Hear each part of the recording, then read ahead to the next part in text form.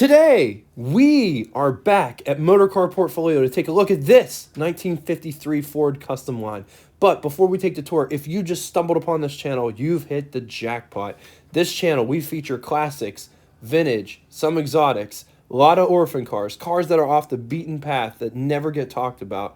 We talk about all of them on this channel in detail, full detail, different types of oils, different types of engines, different types of transmissions. This channel is more than just walking around a car with music. The perfect channel if you're looking to buy one of these cars. If that sounds like something that you'd be interested in, hit the subscribe button. Hit the bell icon next to it to never miss a video. We post between 4 and 5 videos a week.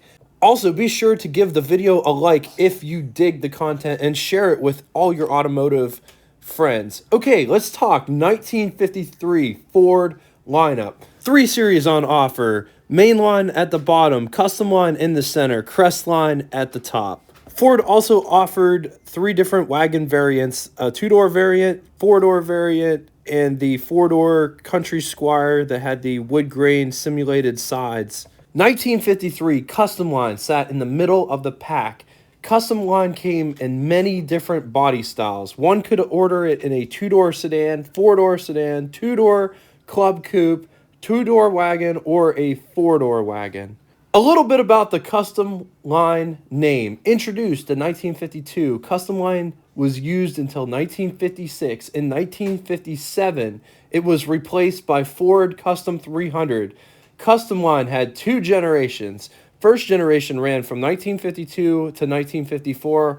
Our car is considered a first generation car because 53 is in between those 2 sets of years.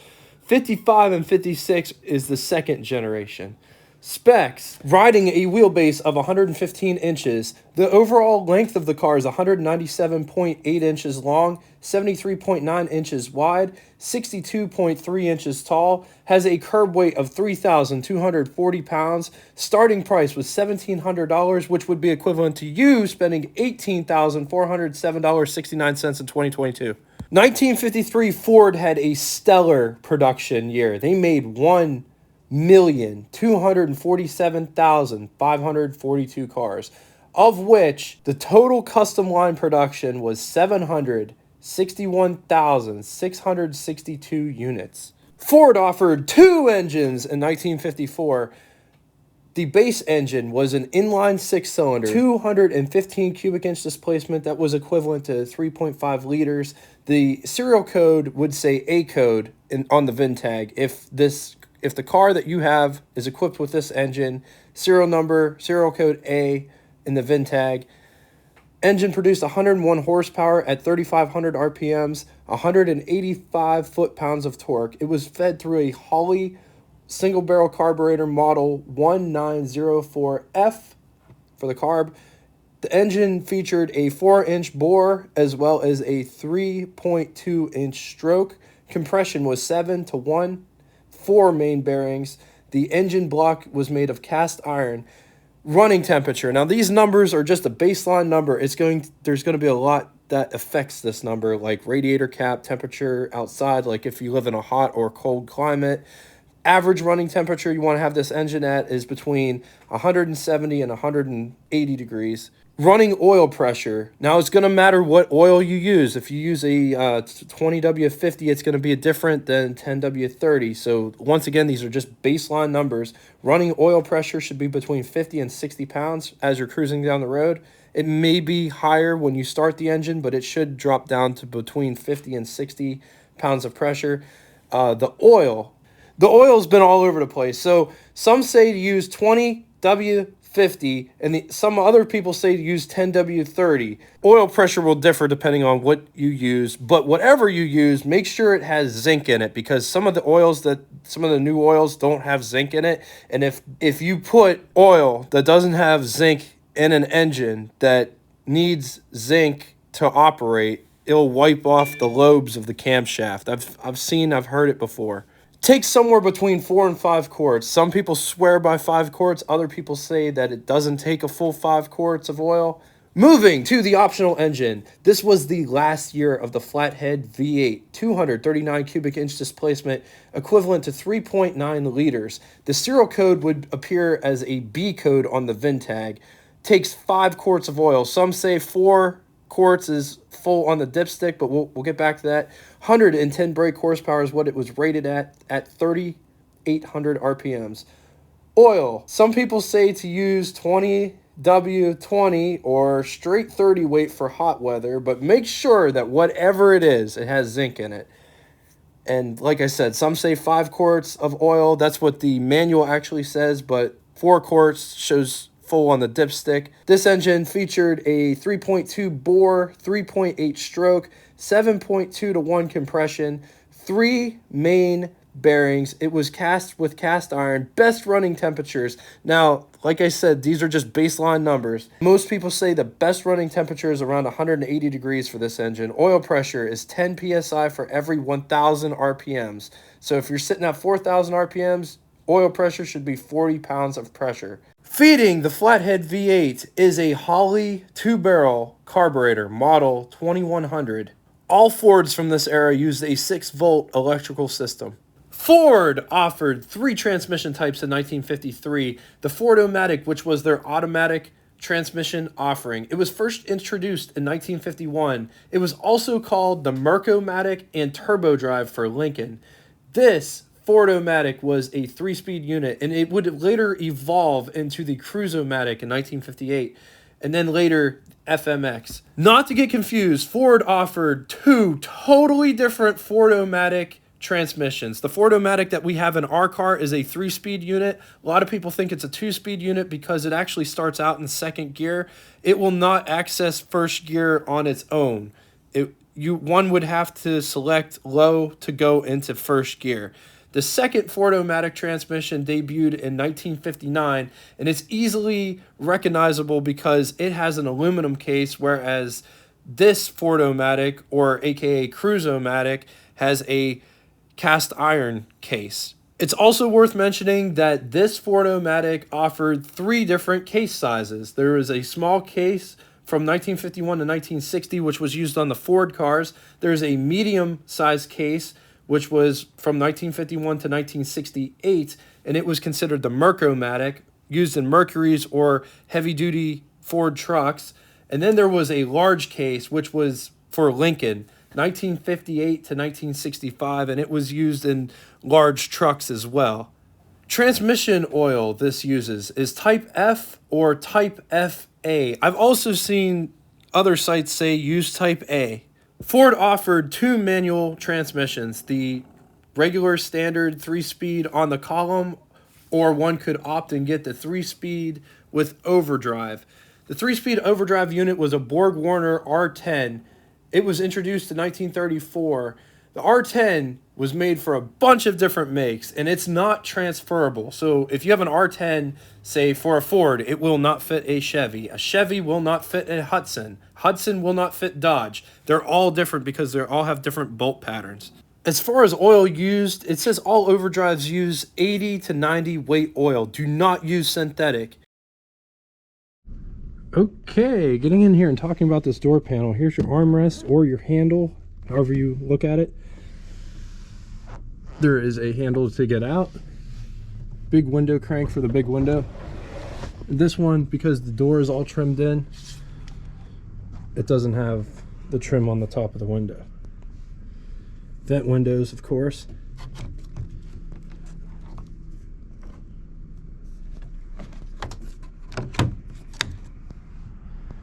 Also, to get out of this car, instead of pulling up on the handle, you actually push down. So it's a little different. Look at all the different materials used at the top here. That feels like almost like a carpet material. Down here it's a vinyl, and there's another vinyl material down here at the bottom, metal at the top. I just want to apologize. There is a really bad glare on some of these shots because of where this car was parked. But the 2 top switches, wipers, lights, right below it, ignition, and air control. Coming back to look at the center of the steering wheel, notice it says 50th anniversary, 1903 to 1953. It's really cool to see that there. Sitting directly behind the driver is the speedometer instrument panel, but notice the oil, fuel, temperature, and amp are the gauges around the speedometer. Speedometer sits in the center. It's more of like an arch. And then in the center of everything is the odometer in the center. Notice where the turn signal indicators are. Turn signal indicators are at the bottom corners, bottom right hand, bottom left hand corner. Also take a notice at, look at how that needle looks. It's like an arrow, an actual arrow. 4 more switches sit to the right of the driver. Interior lights, lighter, blower, choke. Moving to the right, radio. Right underneath the radio and the radio controls is a slide out ashtray.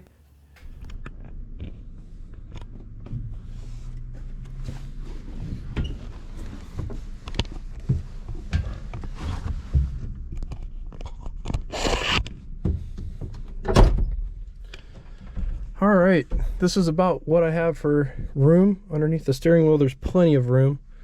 It's not like some cars where the steering wheel is literally in your crotch. I show that because I'm an average sized guy. If you're looking to buy one of these cars, it's beneficial to you to know how are you gonna fit in the car. You can't drive it if you can't fit in it. I'm 6 foot tall. I'm about 240 pounds. I wear size 34 waist. So if you're around my size, this car is perfect. There's lots of headroom. Abe Lincoln could wear his top hat in here if he wanted to. All right, this is me sitting on the passenger side. Look at how much legroom I have in this car. Look at how far away my knees are from the dashboard. And like I said over on the driver's side before, this car feels bigger than it actually is. There's some cars that they shrink around you. This car enlarges around you, and it definitely feels a whole lot bigger than it is. All right, glove box test. Here's our test subject. Here's our glove box. I apologize for the glare. It's coming through the window. Like I said, I just like to show this because a lot of people don't realize how big these glove boxes actually are. If the camera doesn't fit in the glove box, is it a bad car? No. I'm just showing you how big these glove boxes are. I'm trying to fit something that looks like, if you looked at this glove box, you wouldn't really think it was that big from the outside. But knowing that there's a big camera in it, it's just really cool. I think it's a really cool feature to show.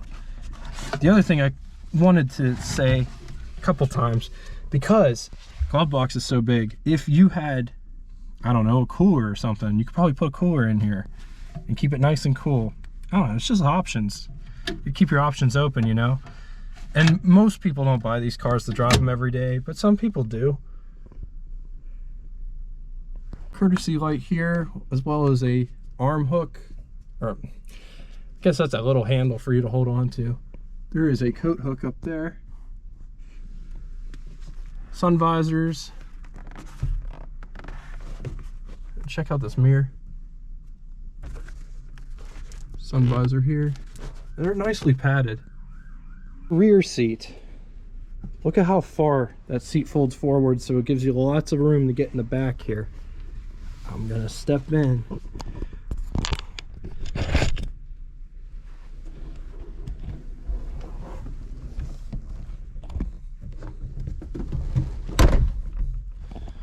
All right, I'm in. I'm gonna pull the seat back. There's adequate leg room. The seat back, you sit more of an upright position in this car. The Kaiser that was in a couple days ago, it is more reclined in the back, whereas this is more of a upright position. This side also features coat hooks, 2 courtesy lights. You got one on each side, one here and one on the driver's side. Handle to get out. I guess you could hold on to this kind of like one of those oh crap handles like nowadays. I guess you would just hold on to it like this, or I don't know if that's something that you can put your handbag on.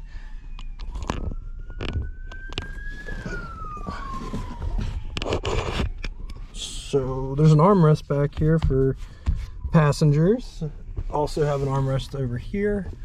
There's a nice shelf there. Also notice this is a 53 and it's got one-piece windshield in the back. Also one-piece front windshield.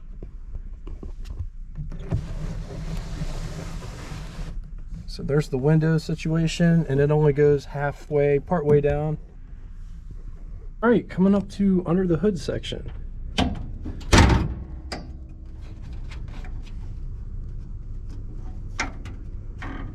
And there's a second catch here. The second catch you just push back like that.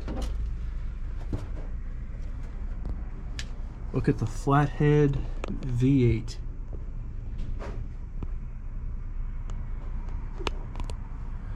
This one's got a dual master cylinder in it. I don't know why they put a pressure gauge on it, but it's got a pressure gauge on the master cylinder.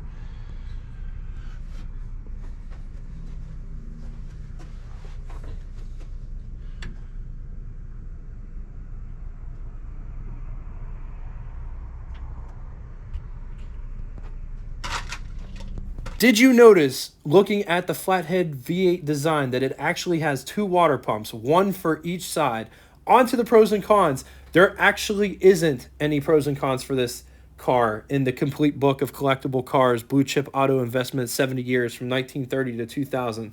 So we're just going to leave you with some takeaways. This was the last year of the Ford Flathead V8.